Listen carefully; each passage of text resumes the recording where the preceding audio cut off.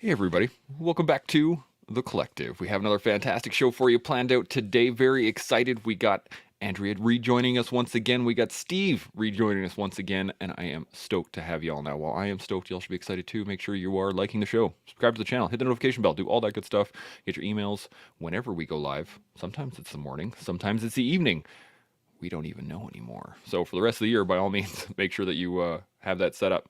Now, today we're going to be talking about an achievement mindset. And if you have any thoughts or questions or comments or anything at all about that, put them up in the comment section. We can engage them throughout the show, kind of like this one. Winter Storm. Good morning, team. Good to see you, buddy. Now, before we get into the topic, let's do some general intros. So, Andrea, you're up first. 10 to 15 seconds. I'm watching the clock. What do you got?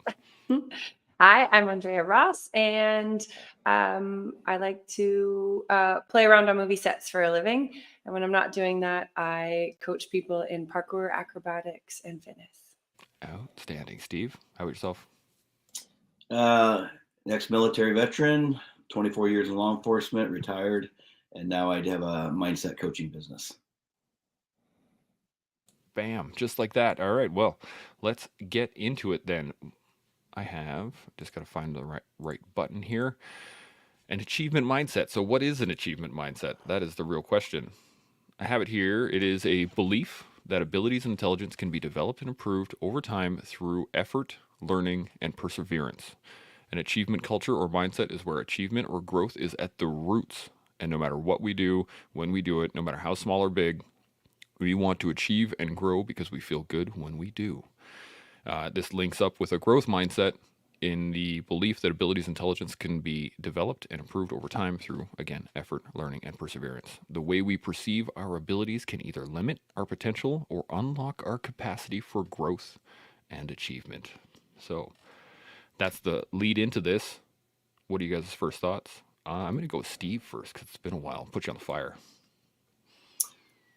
Pretty straightforward, and there's a will or a want to want something, and once you want that something, it's like a teenager driving a car, right? They want to drive, so they're willing to learn, and so how do they get better? They rep it out. They get multiple repetitions, right? They're constantly driving on their permit, but it's just like anything else, any other task.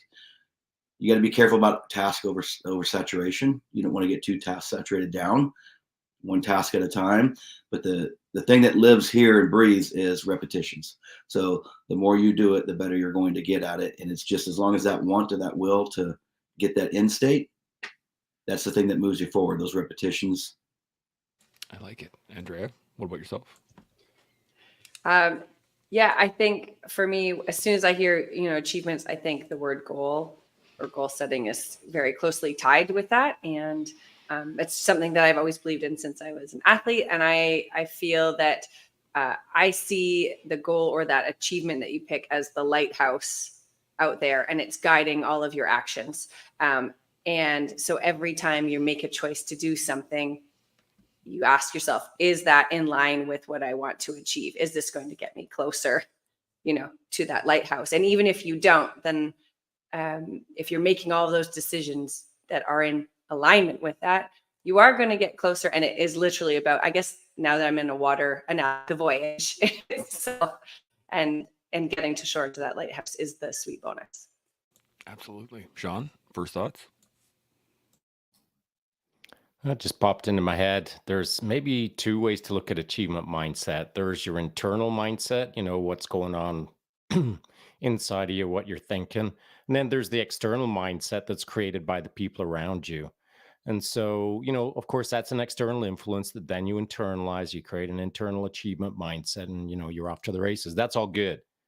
But I think you got to have like your own internal mindset, achievement mindset, then the influences around you, which are all of the active moving pieces, all the cogs in the machinery that are all around you, that you either put there yourself, or you luckily align up next to, or you go seeking for, whatever the case is, you go find other achievement mindset individuals that have a track record of success, and you put them around you, you wrap them around you. And in the digital sphere that we're in, the guest panel as an example, that's who I like to have around me. People who kick ass, people who have an achievement mindset, people who have a track record, people who think the right thoughts to get to where they want to go and have demonstrated excellence over a consistent timeline that suggests that they're doing all the right things. Now, maybe it's not the same things that I do,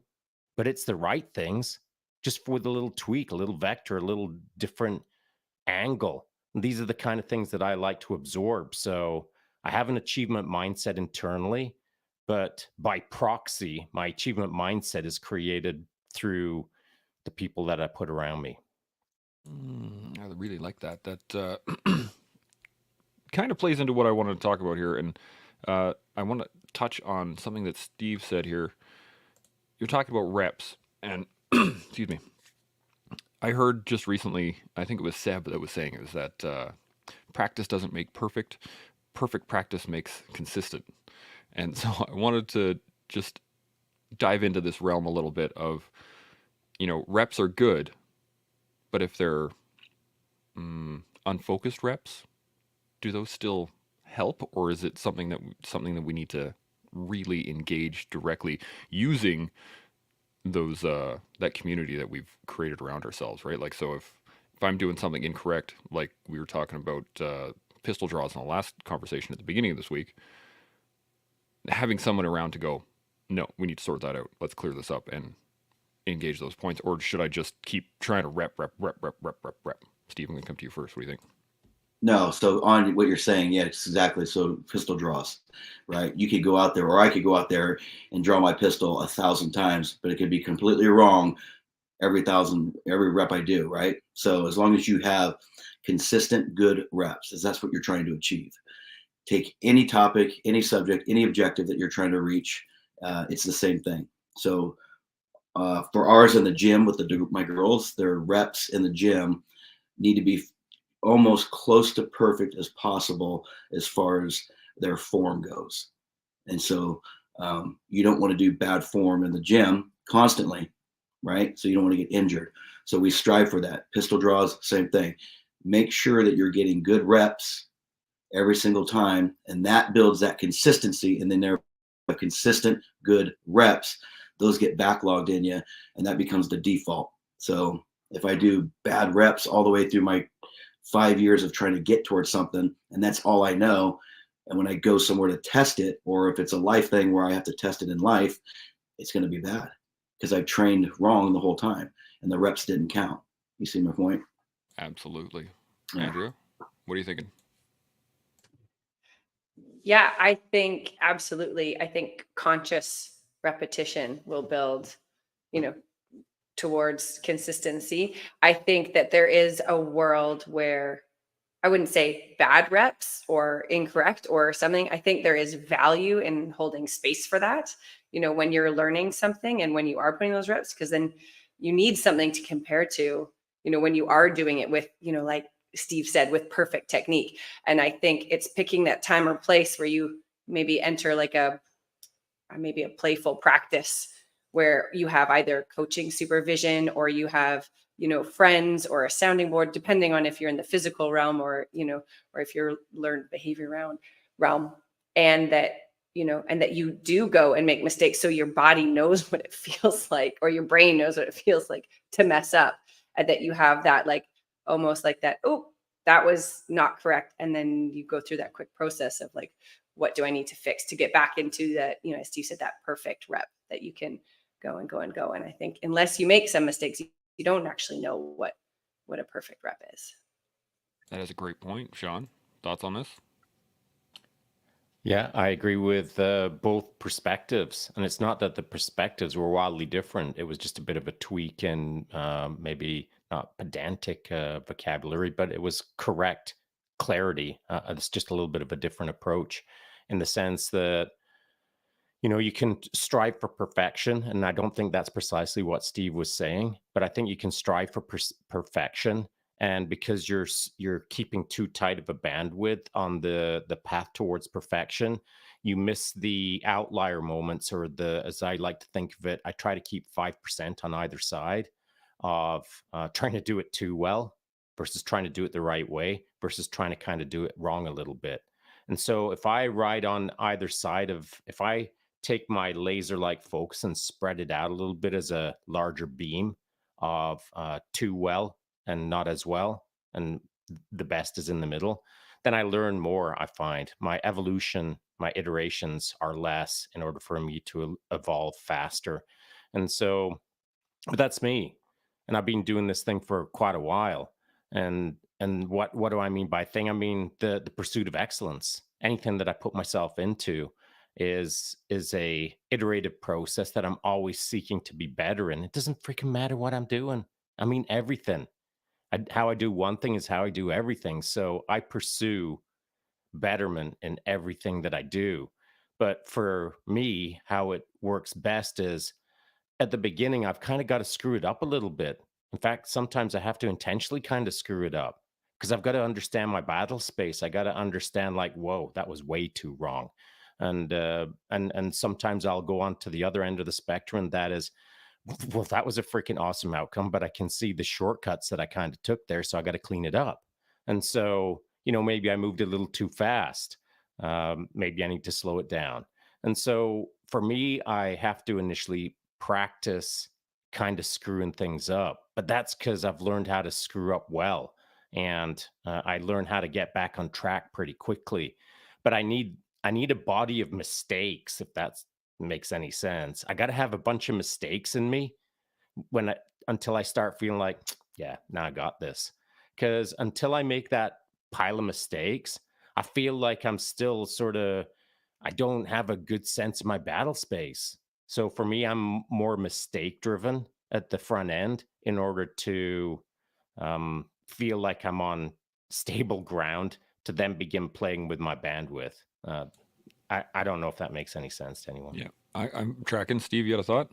Yeah, I do. On both of them, 100% absolutely correct. And so I didn't clarify is that will or want to succeed at something to get good reps. There will always be a natural occurring failure point within trying to learn something new, right? And that's what's everybody. You take any one of us that started something new, we're like, oh, failed 100 times. But it wasn't a purpose intent to fail. It was a natural fail because you're just learning a new skill set. So both of them are absolutely right. And so I think a lot of people do stuck in this whole repetition of like, and they get so frustrated that it's not correct. It's okay to fail you because that's how you're going to learn. And you can't take any one of us on a new skill set and expect us to get it just right the first time. If we do, we're extremely lucky. But that's just it's natural. So absolutely. 100%. Andrew, you got anything to add on this? Yeah, I love that, Steve. And I think what I would add is one of the tools in order to build, consistent quality reps is, that awareness of when you're not doing it correctly. And I think, like Shaun said, of like he, does all those mistakes, or we normally do when we're learning something new. We make all of these errors, but how do we know that we're making them? And is that because we have a coach that's, watching us, or someone that's giving us feedback that's already done it? Are we so in tune because it's a skill maybe related to something we've already done? So we can feel it in our body or our proprioception, or our minds that something is out of line. So we're able to fix it ourselves. Are we filming ourselves or listening to ourselves and then reviewing? And I think that system also really helps whittle down the time to getting to really good, consistent repetitions. Absolutely. Shaun, you mentioned something earlier that clicked in my brain, and you said kind of getting away with it, of doing a rep that isn't quite, it's not good, but it seemed to work. And I see this quite a bit, especially in jiu-jitsu with some of the white belts, where they'll get away with something, and then they incorporate it into their game directly because they're like, it worked, right? I got that armbar because they leapt from one piece to another before actually working that system. And I wanted to just touch on that and you guys' thoughts on it in terms of how to check that mentality of like, hey, it worked, so I'm going to use it. And also how to once you realize you've done it, how to like backtrack it and go, okay, well, I screwed that up, and I gotta figure out how to do this better. What are your thoughts on that one? I'm gonna start with Shaun, and then I'll work my way down. What do you think? Yeah, for sure. I think everyone goes through that process of, I got this. Yeah, I got this. No, you don't. And so there's two ways that a person can find out that they don't got it. And it is either through their own curiosity, they pressure test against something that is going to establish whether they actually do got it or not. And a good way to do that is like roll up on a purple belt and say, let's roll, and then test your system, which is going to fail because you're a white belt and you don't know much yet. And that's just the way it is. And so you've got to have that natural curiosity to understand whether your beliefs match up with reality. Or externally, another party comes in, sees you walking around the gym telling everyone how you've got it. And then they walk up to you and say, hey, what's your name again? Yeah, you've been here 2 weeks. Jim? Okay, Jim, let's roll. What's your name again? I'm Shaun. And so then I'm going to illustrate that they don't got it, but I'm going to do it nicely. I'm not going to do it meanly. I'm just going to help them understand that their sense of how they got it doesn't match up with reality. So if that means I've got to give them the opportunity to armbar me all day long, and I take all sorts of different ways to illustrate that, either through frustrating them or just straight up laughing at them, whatever it takes, I'll do it as a coach to help them understand that you don't got it. And so will have it in the future, but you don't got it now. And here's why. And I'll take them off to the side and explain to them.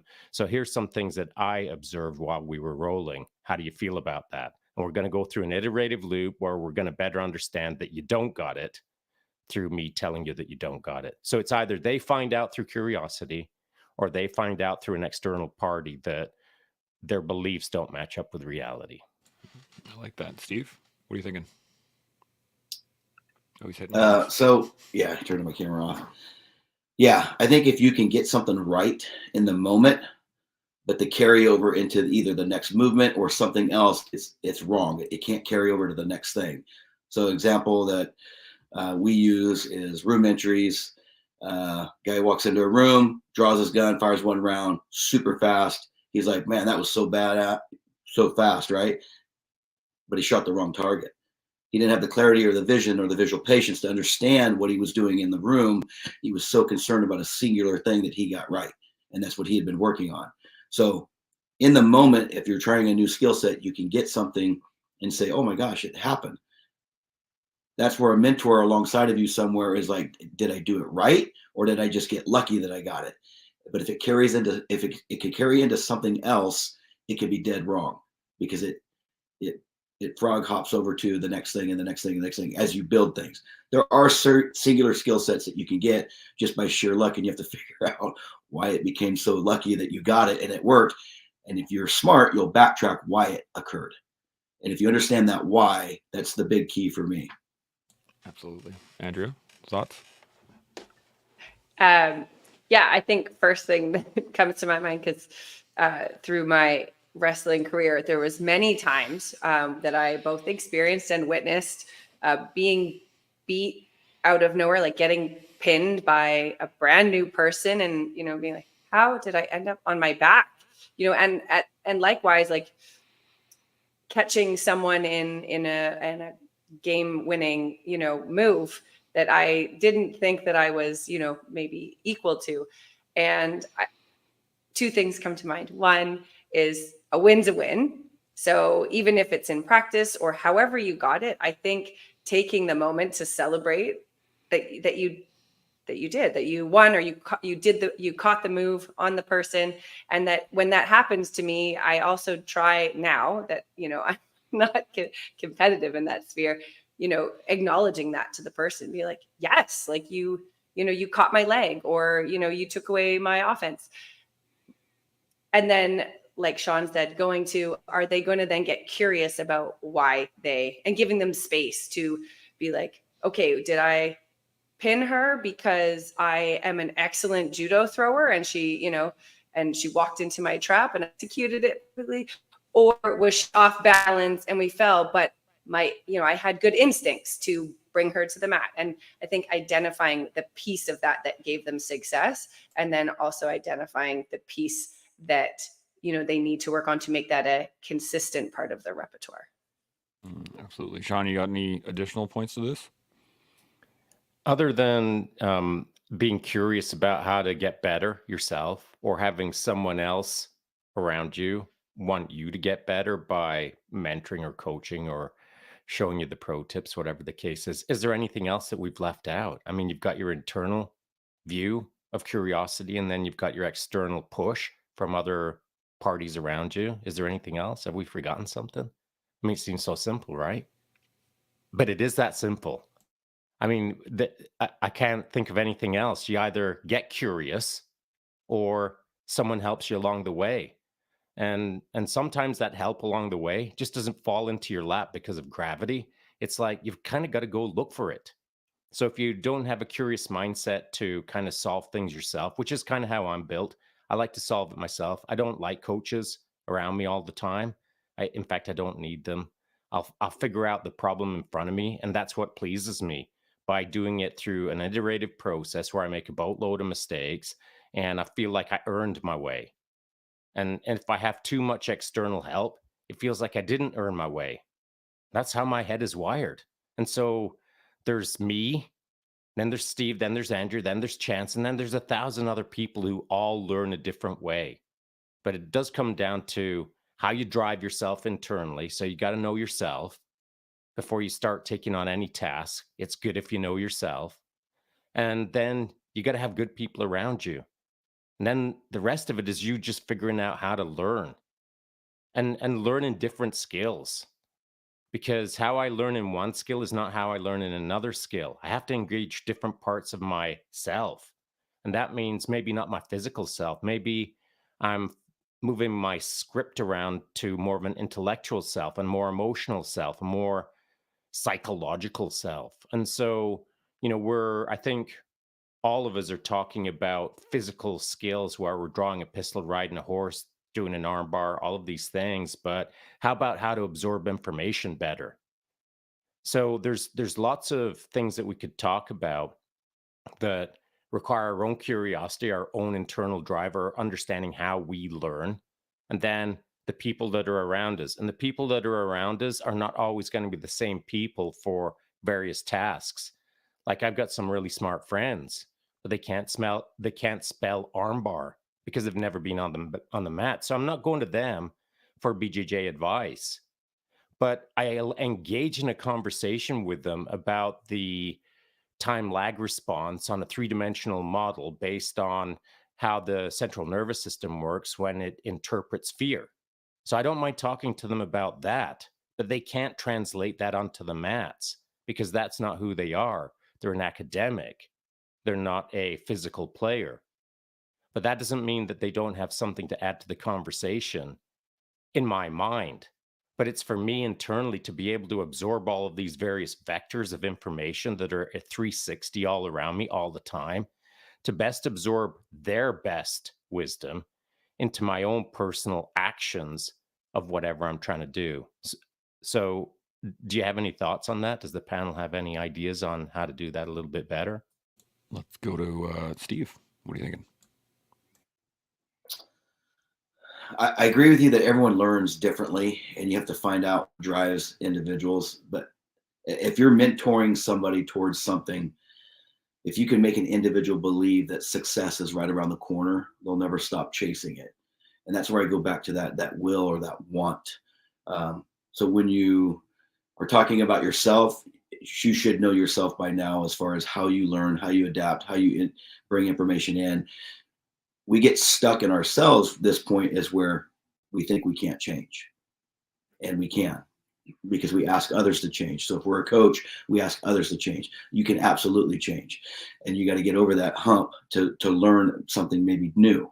When you're mentoring somebody, you find out how they process information, how they relay information, how they perform a task, how they understand a task, and you work within the parameters of that individual, and you start just figuring out how they operate and how you communicate to them to make that task more so they can absorb that task information from you to apply it. Everyone's just a little bit different, and you just got to kind of find that mode to deliver to get them to complete the tasks that they're wanting to do. Yeah, absolutely. Andrea, what are you thinking? Yeah, I think as as a coach, I am drawn to the people that are in the middle. So they're not quite Shaun, that enjoy and need to figure things out all by themselves, because that there's not that much of a job for me to do in that realm. And and the people that are dependent on someone else to figure it out for them and tell them what to do, because I don't think they ever, it's like they're going to walk with their crutches forever, even if they can walk and run. They're very, they become dependent.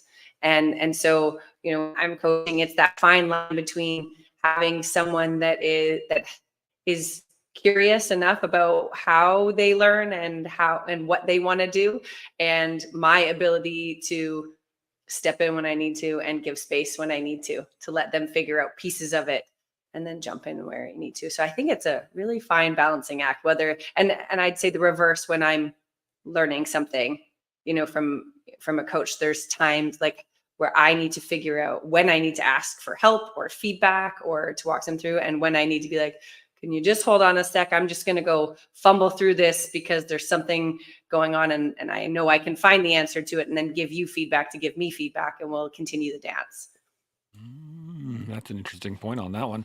I I think what we're kind of dancing around here is the difference between the micro versus the macro, right? Because it's like there's a skill that can be taught through singular repetition, and you can hit these things out. If I want to be a better jiu-jitsu arrow, I think is what they're called, but if I wanted to be better at jiu-jitsu and I want to learn one move, okay, I can sit with a coach and we can work piece by piece by piece by piece until I have that move and I can integrate that into my game. But when I'm talking macro, like I want to be better at jiu-jitsu, I have to be able to pull from kind of everywhere. I got to be able to watch somebody else roll and say, oh, that was a neat little point, and then try to internalize it and affect it. And I'm wondering, is there a big difference between the micro versus the macro, or is the mindset itself, when thinking about learning or achieving or doing better in life, is it the same concept, just focused or not?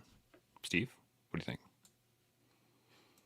No, you're right. I think how you described it was pretty well. We all through our life that we build singular skill sets, and we build the macro skills and stuff to do other things, and we always learn. Someone that says that they're done learning and they don't want to learn anymore, it's all a lie.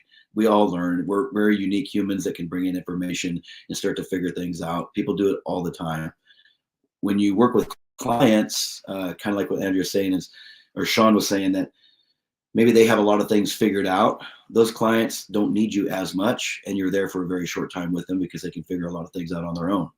Other people need more of a push, and sometimes their vision is closed because they only are seeing one way. And so, like you're saying, the macro, you open them up to see other things as far as working bigger skill sets or multiple skill sets that lead into other things. I guess in a nutshell, what I'm trying to say is I agree with kind of your analogy. Absolutely. Andrea, any thoughts on this? Yeah, I think I love how Shaun put that we are all capable of learning and growing. And I think that there are just the desire to learn and achieve and the drive and will. I think those are things that are much more challenging to get externally, because they're internal. We can lead by, as coaches, we can lead by example and show what that looks like. We can give tools, we can give them all of those pieces, like you said, Chance, like all of the different skills, all of the different sports psychology methods. We can hand them all of that, we can show them how they work. But unless somebody has that like achievement or goal in mind, and that they're willing to put in whatever effort, and for each person it's a different amount of effort. Some people can put all those together really quickly and just get to it, and others it's more of a struggle. But I do believe that that will to do it is a necessary ingredient, comes from that person and not from the external world. Absolutely. Shaun, thoughts on this? Yeah, I like teaching people the macro world around them. I like showing them the broader world around them that they maybe aren't even aware of, because I love watching minds being blown. And so it's my job to blow some minds. And I don't mean like in podcasting. I'm talking about when I'm working with an athlete, or, someone who is kind of in the game, that I can look them straight in the eye in front of them and blow their mind to some degree. And so I'm just going to give a casual example. I know a guy from BJJ. We've been together for quite a long time. And he was describing something to me, and he was struggling with it. And I said, hey, so have you ever observed yourself from outside of your body? Like, have you ever popped out of your body and hovered above your body and watched yourself move? Have you ever thought about like how you move from an external perspective of your own mind? Why don't you start like looking at yourself, hovering above yourself as you're moving, and consider yourself as a more visible three-dimensional model in this 3D world, rather than just existing in your body and moving? It might give you a different perspective on things. Well, like to this day, not every time we see each other, but like he brings it up on a pretty regular basis on how it completely changed his game of BJJ, of course, but the way he views things, ironically, is now he has a different tool that he can view his own performance outside of his performance in a way that makes him be a richer performer in life. And so there's tons of things that a person can do to look at themselves from a macro perspective, or look at things from a micro perspective. There's so many freaking ways to do it. And you got to find people who know a bunch of ways. You got to go find either a really good coach who has been in the game long enough that they can like throw little cruise missiles at your brain every once in a while, so that you like, gee, it's almost a program reset. So things are different the next day when you wake up in the morning. So you kind of need people like that to drop little macro bombs on you. And then from the micro perspective, the feedback that someone can give you on a micro level, it should illustrate the richness of the game or the depth of the game. And so the macro kind of is like the game changer, for lack of a better term, but the micro is the exposure to how deep does this rabbit hole go. And so I think there's a bunch of ways that you can approach it with every single person that you either work with or you bump into on the sidewalk and spend a minute with. I like to play around with the macro and the micro to show what can be done and how deep the rabbit hole goes. Even if I've only got a couple of minutes, I still try to play those two games simultaneously any way that I can. Because it kind of, it's not that it amuses me, but I kind of like doing it. And so if I like doing it, I'm going to keep doing it unless I'm offending the person. Then they can tell me to hit the road, and I will. No big deal. But I think that if within ourselves, when we're trying to help someone, we can set up these challenging, fun games. At least they're fun to me, to be able to change someone on a couple of different levels that have a big delta between the two. It's really it's a fascinating game, I find. Interesting. Steve, you got any thoughts on this? No, I think I agree with them all. Yeah. Roger that, Andrea. I do. I mean, there's not much to say. All right, roger that. No worries. Andrea, any thoughts on what Shaun just went over? No, I feel like that was fairly extensive. It was great. He has this happen sometimes where he just like lays out a point and everyone's like, oh, yeah. All right, cool. Now, the thing I want to get into next on this is that, we're talking about the achievement mindset in general. We've been talking about mindset all week, which has been fascinating, first off. But the question I have for you guys, you're all coaches. You've all taught people at multiple ranges, from beginner to experts to everybody in between. And I'm wondering if is there a different mindset for you as a coach that you have to slip into in order to engage those different skill levels throughout? Because the way I look at it, at least, someone that just starts mountain biking, or someone who just starts BJJ, or someone who just gets into parkour or whatever, their mindset, their achievement mindset might be very different than someone who's been doing it for 10 years and is really trying to hone that edge, right? So I'm wondering what your guys' mindset has to shift in terms of a coach to be able to engage those people. Andrea, what are you thinking? Yeah, I think they absolutely have to shift. I think, at least for me as a coach, that is one of the pieces of like what they hope to achieve. Do they just want to be introduced to, the sport, or do they want to, excel, or do they want to use it for fitness? So I think their goal is definitely one of the pieces. And the other main one that I come into is how they learn. Because even if they're coming in as a beginner, if I can't connect with them as a student and what makes them tick, then they're not going to stay in it to learn a sport. They're not going to stay in it to excel, or they're not going to stay in it, and have a lifestyle around a sport. And so I really have to, I wear, different hats. Like when I wrestle, or when I coach men in wrestling, I wear a different hat automatically when I come in to connect with them than I do when I'm teaching women parkour, or when I'm teaching actors how to fall without, breaking a limb. Like it is very different what side of, me comes out to connect with them. And then that way I then focus on what their outcome is. I like that. Steve, thoughts? Yep. The way I describe it for myself is I'm in a building mindset. They're in an achievement mindset. So I'm getting there to build them. So I back off their achievement as far as I know what they want. I'm not trying to achieve. Yes, I'm trying to achieve them to achieve, right? But I'm in a building aspect of achievement for them. So giving them whatever they need to get their achievement to become a success for them. So whether it's building skill sets or refining something or pushing them harder or whatever, those are all building. That's the way I describe it for myself, is when I work with a client, and it could be shooting, tactics, weightlifting. Doesn't matter what the skill set is. It all comes from a building aspect for me to build them to become better. I like that. Shaun, what are your thoughts on this one? Well, the first thing that's going to change is them. Because within the first 24-hour iteration, I'm going to be looking them square in the eye, or I'm going to be looking them in the digital eye and say, remember that time that you were an amateur? Yeah, that was then. Now you're a professional as of 3 seconds ago, because that's the way we're going to roll. You're going to be a pro. You're going to think like a pro. You're going to act like a pro. You're going to be a pro. And the only thing that's holding you back from being a pro is your mind. So flip that switch. Now you're a pro. It doesn't mean that now you're standing on the world championship podium, because you ain't, and you may never be. But you're going to start acting like a pro. You're going to start thinking like a pro. You're going to be a pro. And so the moment that they start becoming a professional in everything that they do, then we'll figure the rest out.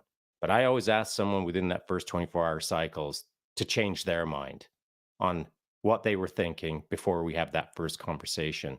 Because invariably, and it's rare, that a person shows up at my front doorstep thinking like a pro already. Most, if not every single person, thinks like an amateur, because they think that they're an amateur. They give themselves the title of, well, I'm just an amateur at whatever level it is that they're in. And it's probably because they're not competing as a professional yet. If they were, they might think that they're a professional, and then that's an entirely different human being that I'm coaching. But invariably, it is someone who thinks that they're just an amateur. But that's a mindset unto itself that can be flipped in a split second by thinking, now I'm going to be a professional. And then that professional approach is what I'm helping them build. And so, like Steve said, it's a building phase with anyone who shows up my front doorstep. Whatever level they're at, we're going to build off of that level, but as a professional team, where I am professionally guiding them or mentoring them, and they are professionally responding internally and externally. So for sure, one thing's going to change, and it's going to be their mind. And within a short order, it's going to be their thinking like a professional. I remember that conversation that you and I had about this. That was like you said, it was mind changing. It was a decision point rather than an external aspect, put it that way. So at the time, you're right. I was absolutely thinking like an amateur. to be able to switch that mindset because of the fact that I wasn't getting paid. And I think this is a critical thing for a lot of people, is that, you know, professional athlete or professional whatever is someone that gets paid to do that particular job. But it's not. To be professional, the mindset of a professional is not the same as being a professional athlete or being a professional, you know what I'm talking about. But the next step of this question, because I love your guys' answers and you guys are coming from 3 different realms, but you're all kind of coalescing into the one thing, is how do you develop your own mindset at the levels that you're at now? Because you guys have honed your guys' edge onto a very fine blade, and you're at the tops of your personal professions. How do you continue to maintain that achievement mindset, to continue to seek, to continue to fight, to continue to learn, to continue to build, and the reason I'm asking this is the fact that I look at, you know, a high level black belt in jiu-jitsu. Their macro changes are micro movements, right? Like you shift your hips a little bit. Oh, that changes it. That's the whole game. It's a totally different game now at this point. So I'm wondering what your guys' thoughts are on how to develop at that high level to continue to develop that movement. Andrea, what are you thinking?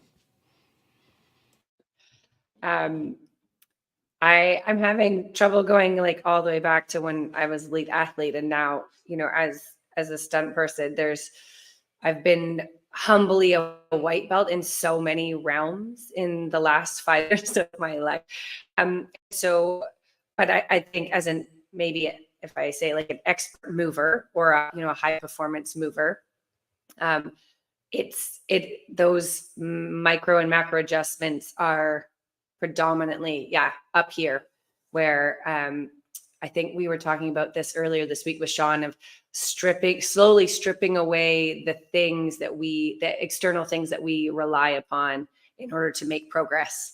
You know, Shaun would use the lucky rabbit's foot analogy. And so things like having a certain warm up before I'm able to, you know, do a certain skill or be in a certain environment, whether it's, you know, a padded, you know, judo mat floor or the grass outside, or, you know, and I think that playing around and fine tuning and removing those external crutches, if you will, I think that's what my focus is on, like on my achievement mindset game. Absolutely. Steve, thoughts? Well, since I love simplicity, don't get lazy and don't get comfortable. And that's the one thing that creeps into anyone at any level, that they don't keep maintaining what they're doing.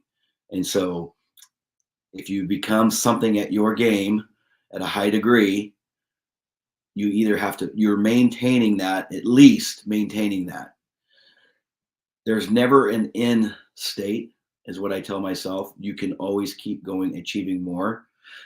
Now, there's things in the real world that have an end state, and you're right, I get that, but mentally driving yourself to always learn something different, something new, become better at something. Just because you're a black belt or a grandmaster shooter, that doesn't mean you can't get faster. That doesn't mean you can't get better. So the comfort comes in and that laziness comes in to say, I'm good. And then what happens is that just keeps setting in year after year, and you start to diminish your skill sets. And so keep maintaining what you're doing, keep driving towards what you're doing, but also have that understanding that there is more, there is faster, there is more money, there is more skill sets, there is a faster time. You see my point? And so, but you got to use a comparative scale too. So if you're like 65 years old, you can't shoot like a 22-year-old. You could try, but you have to have a realization of where you're at in life also. And so injuries play an effect of that too. Sort of like weightlifting, you know, people that have injuries and stuff, they can't lift like a fresh 20-year-old, right? And you have to take them out of that saying, hey, we're not there. Let's match ourselves where we need to be in reality. And so you could be the most fittest 65-year-old in the world. That's actually pretty cool, right? Because there's no other 65-year-olds just fit as you, or they could shoot as good as you, or they could roll as good as you, or take your sport or take your skill set. laziness and comfort's the easy, slow killer for anyone. And you just got to fight it. I mean, and I think it creeps in on everybody, but you literally have to fight it, and you have to at least at all things maintain what you're doing, but also have that mindset that you teach others. And in my household, both of my daughters are coaches, and I have told them repeatedly, if you are going to preach to somebody what they should be doing, you ought to be doing it yourself. Don't ever go to someone else and explain to them and tell them this is what you need to do, and then you not do it. We don't live that way. I never lived that way. And so they're both phenomenal coaches. But yeah. Learning from the best, I think that's the key. Shaun, thoughts? Yeah, I think that irrespective of the level, let's just use the black belt as the example.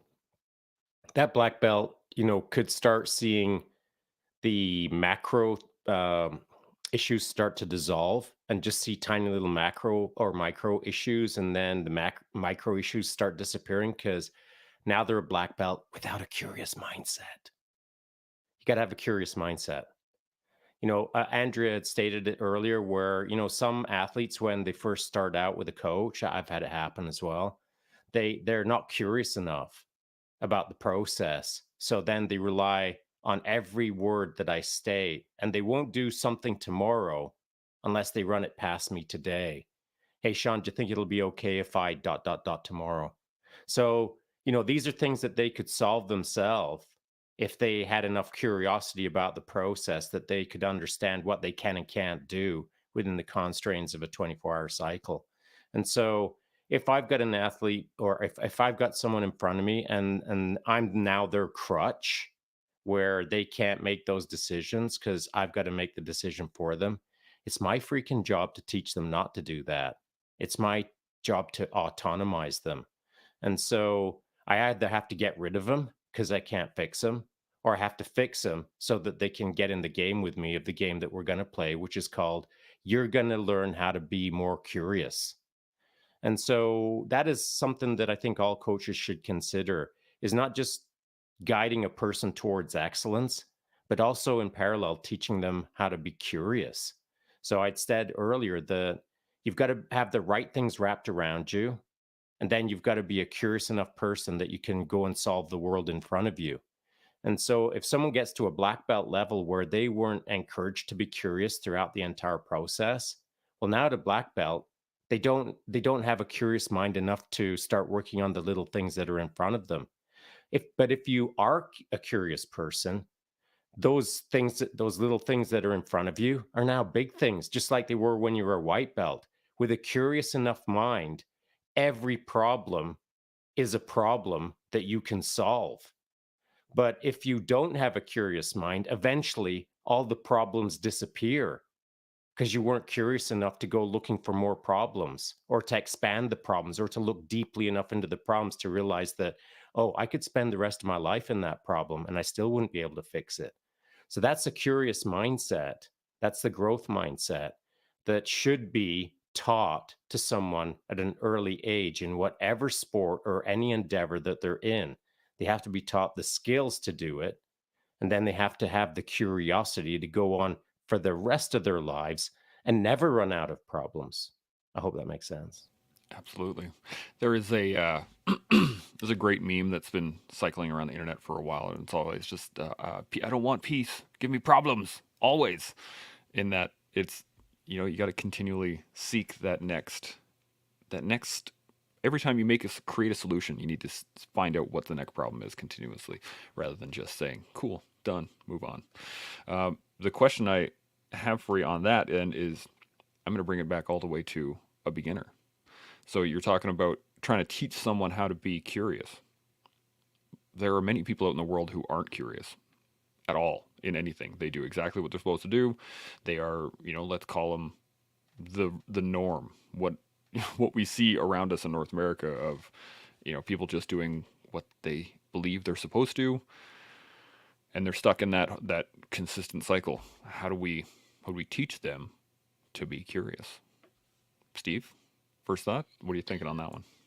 Well, from a coach's standpoint, someone that's curious is going to reach out to you. Someone that's not curious, you're never going to know it. my household is unique because we're all coaches. My daughter's coach weightlifting and CrossFit. My wife was a soccer coach, played semi-pro soccer. I have a coaching business. I taught tactics for so many years, and I still do. And so we bounce things off of each other constantly, and everyone's uniquely different. But if there's a driver for you to be with someone, there's a curiosity there. There's a will for something. If you don't just randomly go on the street and say, I'm going to help that guy right there do this, turn a screwdriver, because there's got to be a will or a want for you to help him. And so we look for those individuals that come to you at a beginner stage, maybe just like an open book and say, hey, I would love to clean 250 pounds. And you're like, okay, well, let's start with a PVC pipe and work our way there. They just want to come in, or I want to shoot right now. Have you ever shot a gun? No. Well, let's start work fundamentals. Let's work some stance, some grip, some dry fire. Their leap ahead is way further than what we know they should be at. So we bring them back down to reality of where they should be. But someone's reaching out to a coach, there's a will and there's a want to be better at something or learn something. And that's kind of your canvas that you get to work with, which is very nice, because if somebody wants to do something, they're going to listen. And so the younger ones or the beginners, everything's up in the air for them. All they know is they want to shoot a gun. That's all they want to do, is they want to shoot a gun.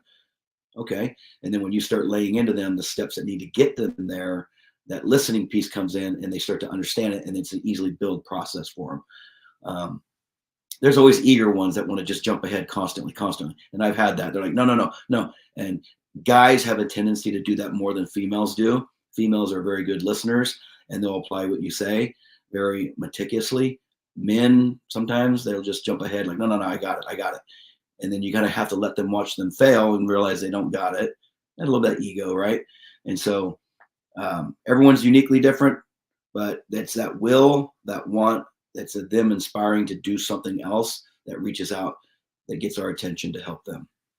Absolutely. Andrea, thoughts on this? Yeah, I guess, approaching like a beginner, we'll use the white belt versus black belt, or teaching at any stage. There's two terms that both Steve and Shaun have brought up, and one is curiosity and one is comfort. And depending on what level of learning they are, in my experience, there's always that trade-off. And I love teaching beginners because they had enough curiosity to show up and be new. And in order to succeed or have growth, I think that you need to be curious, and you also need to be comfortable being uncomfortable, because that is where the growth happens. And beginners are automatically uncomfortable because they're typically in a world with so many factors that are new and all of that. So that piece of the learning and the gains puzzle is automatically there. And then I personally notice a shift as the beginners become more familiar, whether it's, with a sport or a certain skill, they become more comfortable with a certain level of their skill arena in which they compete or participate in. And that is where I think some participants are less curious about that growth or comfort of being uncomfortable. And some students I find are naturally okay with constantly being uncomfortable because they know what's on the other side. And so I like the beginners because there's automatically the curiosity and the discomfort. I don't think that they necessarily always know that it is a lack of comfort that they're experiencing because there's so much being thrown at them. But as a coach, I know that I try and focus on driving that home. Like, if you want to keep doing this, it's going to be uncomfortable. And as soon as you are comfortable, you're not learning anymore. And I would also add that my second question usually is like, do you want this? Like, is this something that brings you joy? Is this something that you want to attain? Because that also would change how I push them along that, white belt to black belt. And if it's not something that they want to attain, if they want to stay comfortable and in that, white belt mentality, like, go for it. We might just not, be working together because I I like to continue to drive, towards the black belt. But I also don't do it if it's not going to like fill your cup. Yeah, absolutely. I was thinking while you were talking about that most of the white belts in jiu-jitsu know it's uncomfortable. It's pretty obvious that it's uncomfortable. Yeah. Shaun, thoughts on this one? Well, I like white belt minded people or someone who is just starting in a game. I like them unless I don't like them. And that's the key. I mean, not everyone is like amazing because they're a white belt in something. And not everyone is my cup of tea, regardless of their belt. But the people that I like, I like. And if it's a white belt, it's fun because then I get to teach them some things. And I'm not going to teach them jujitsu, even while I'm teaching them jujitsu. I want to teach them about life because that's what I like. That's what keeps me in the game. And so if someone comes over to my house for a coffee, I'm going to make coffee the way I make coffee, and it's at a professional level. And so while that person's watching me make coffee professionally, it is inevitable that they're going to ask me a question. So if they've got a bit of curiosity, now they're in the game with me. And now I get to start opening up their mind. Now I get to start changing not how they make coffee, but how they view life. Because that's what I'm going to do. I'm going to use the moment as a platform to introduce something either philosophically or something that is going to challenge their mind, that is going to cause a pattern interrupt, for them to start viewing life a bit differently, a bit better. Because I want them to be better in the moment. I just don't want to serve them a better cup of coffee. I want to serve them a better cup of life to some degree. And so that's just who I am. I like to change things. And it doesn't mean that I can change everyone in huge ways. But if I can change a person's life in just a tiny little way, and hopefully they're changing my life in a big way.